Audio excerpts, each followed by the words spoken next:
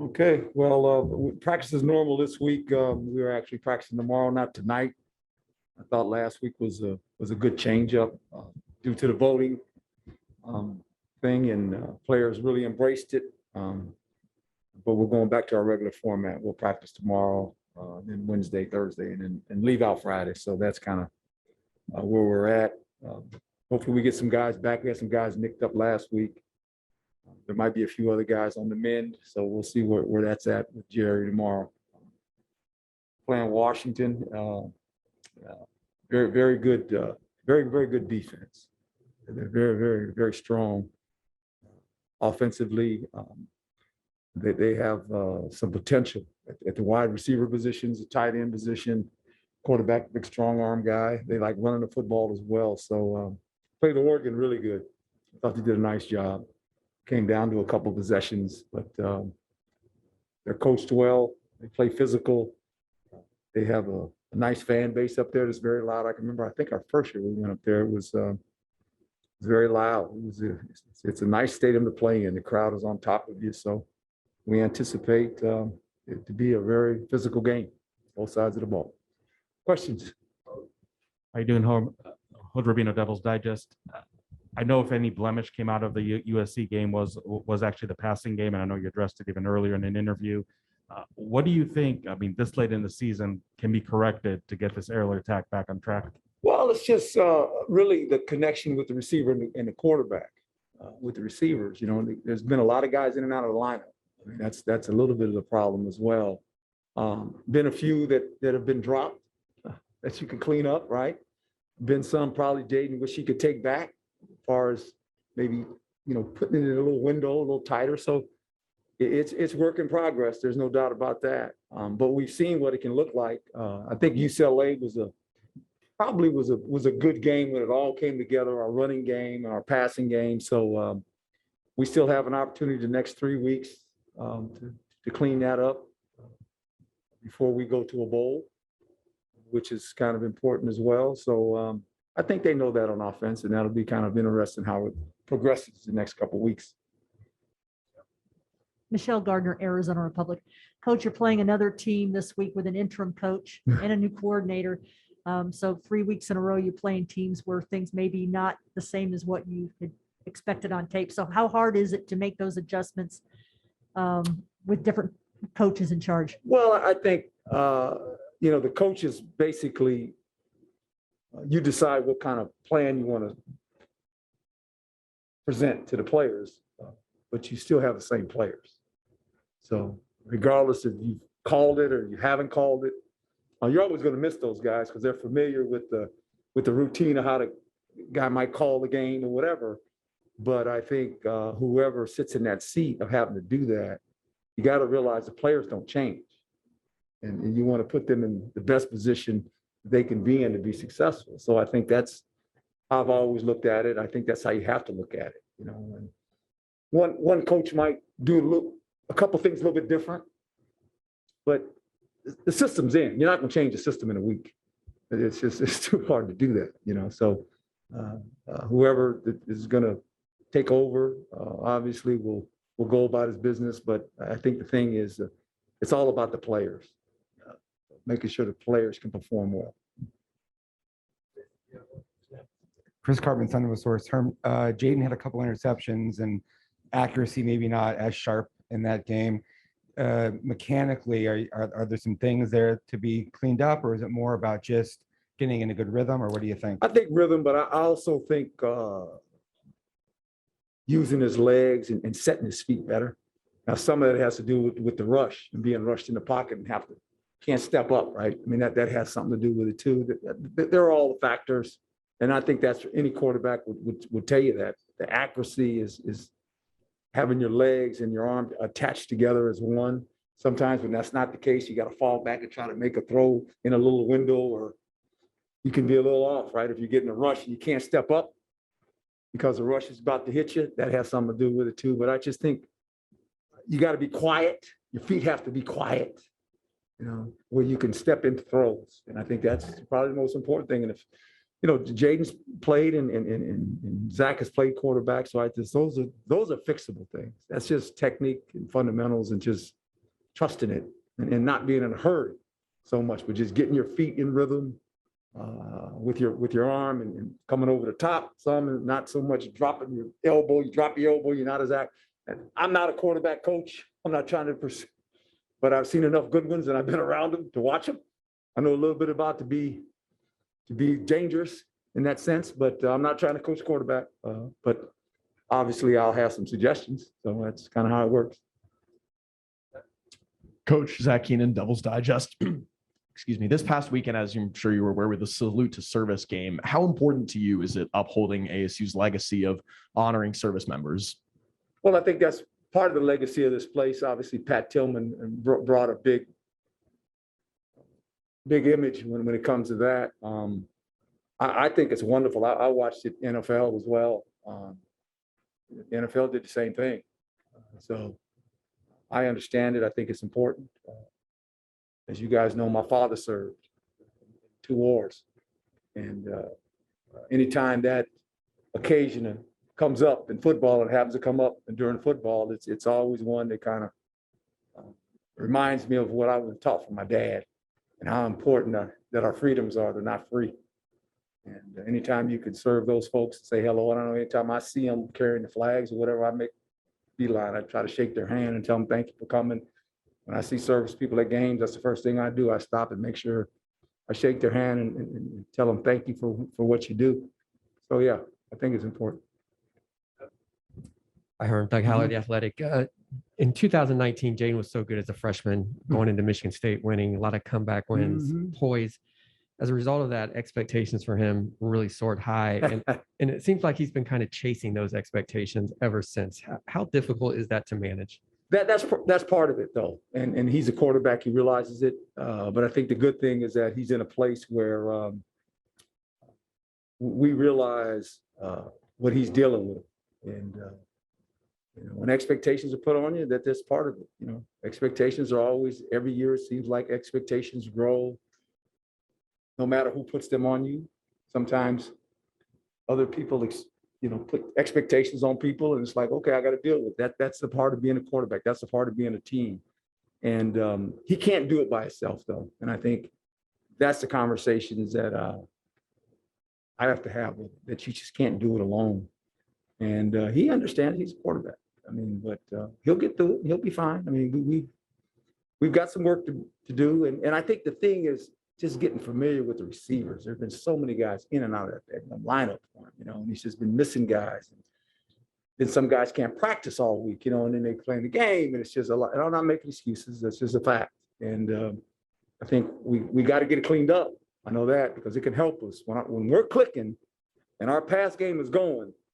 It's fun to watch now because explosive plays are part of football. It's hard to just methodically move down the field. Now we got an explosive runner that has made some explosive plays for us. That has helped us, but that's not always the case. And you need to, it's easier to fly to California than to drive, right?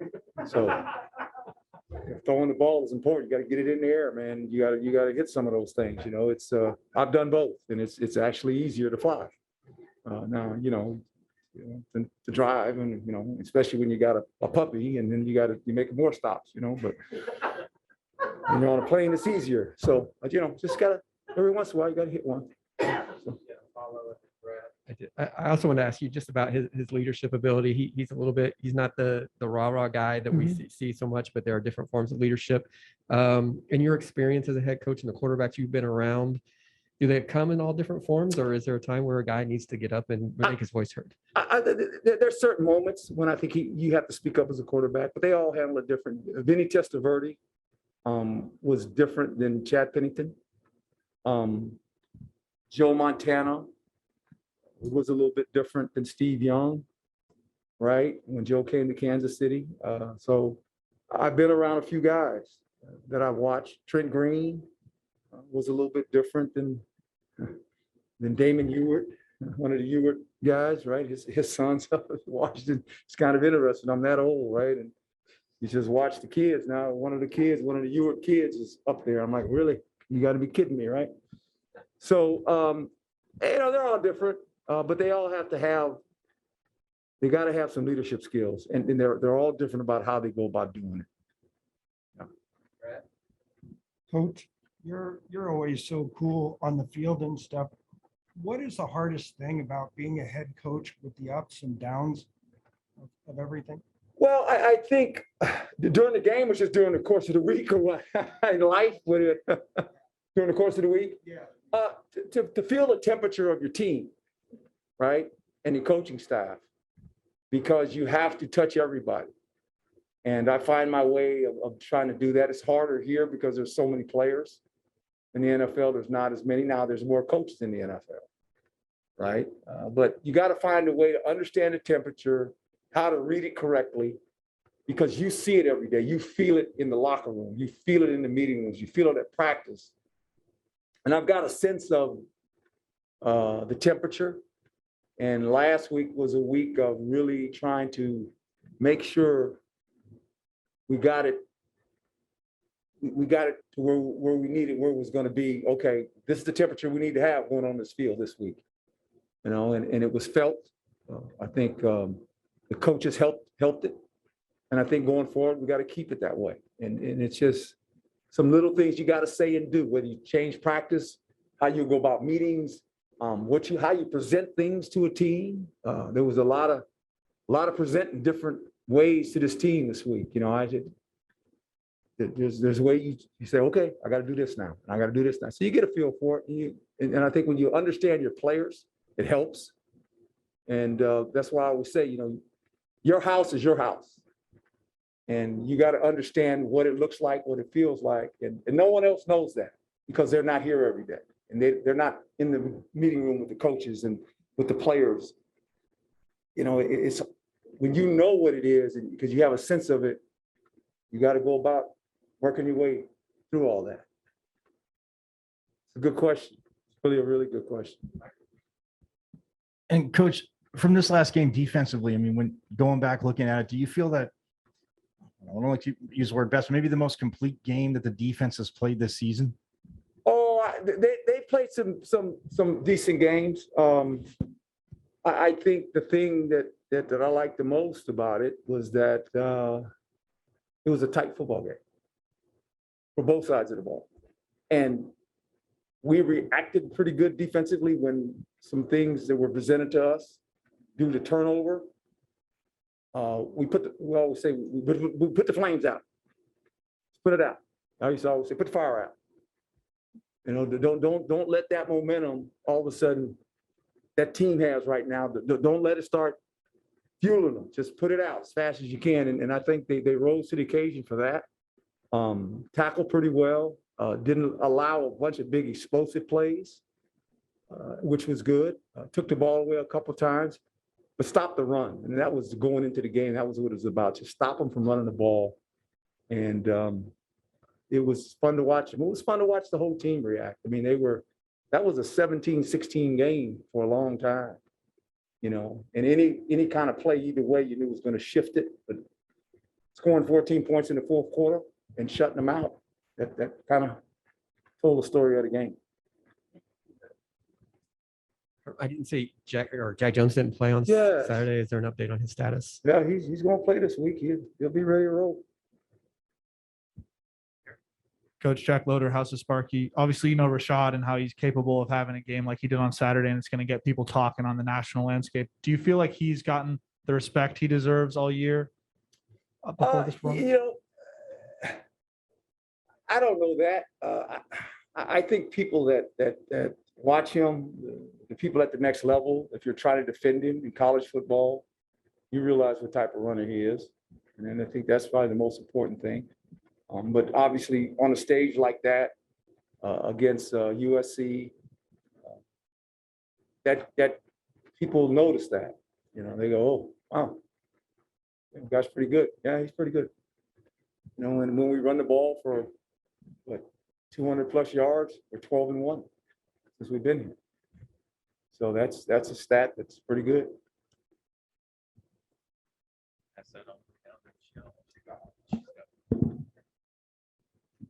Coach, you talked last week about wanting to see the joy in your players' faces and winning a game. What was that like in the locker room after that game, especially against a team like USC that a lot of those kids grew up watching?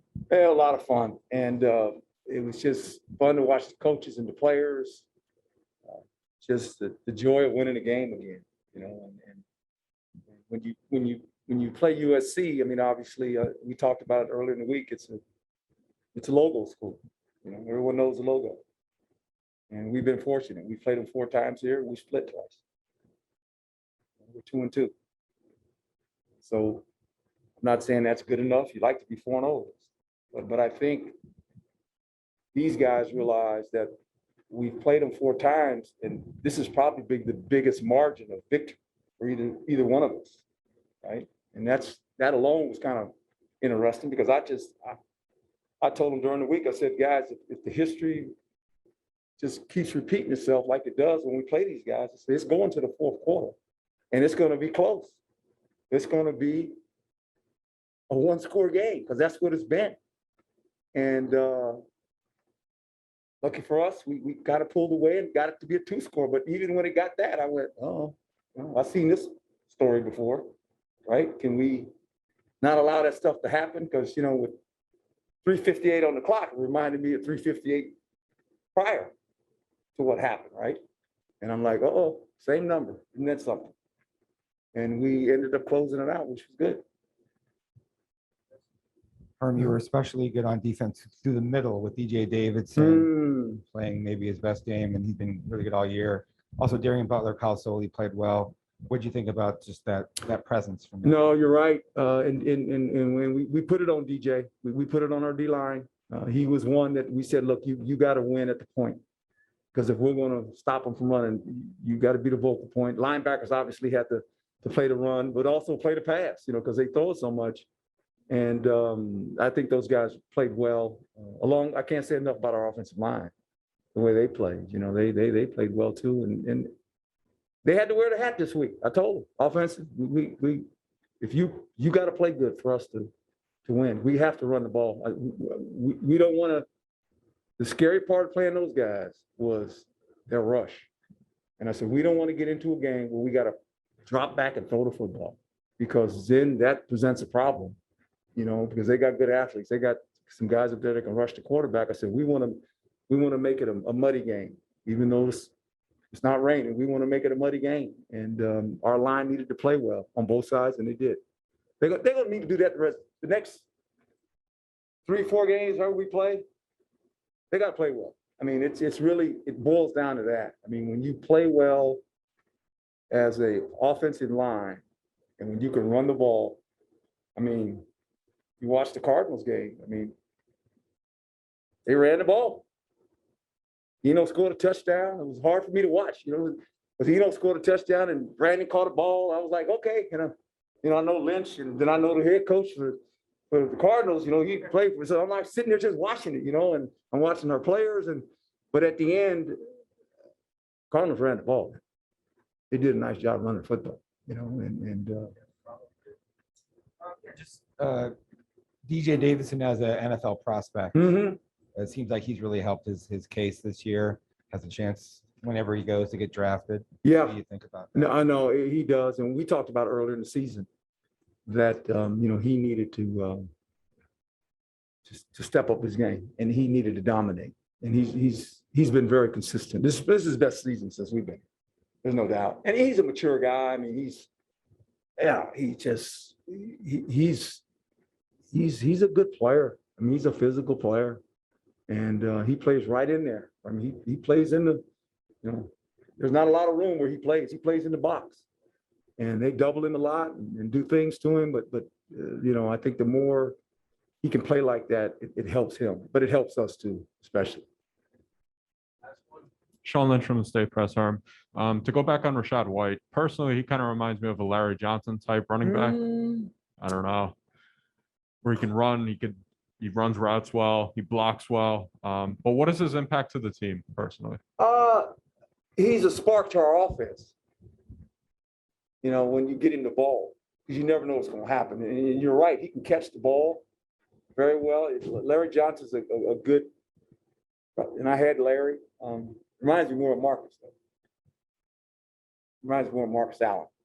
has the same stature as Marcus had and has the same ability to cut. Marcus was a good vision guy, could cut and catch the ball really well. But, he is a guy, when he gets the ball in his hand, you don't know. A 3-yard run could all of a sudden be a 25-yard run. If you don't tackle him, when he gets in the back end of the defense, I think he's a lot faster than the defenders anticipate. Because he's kind of a long strider, it looks like.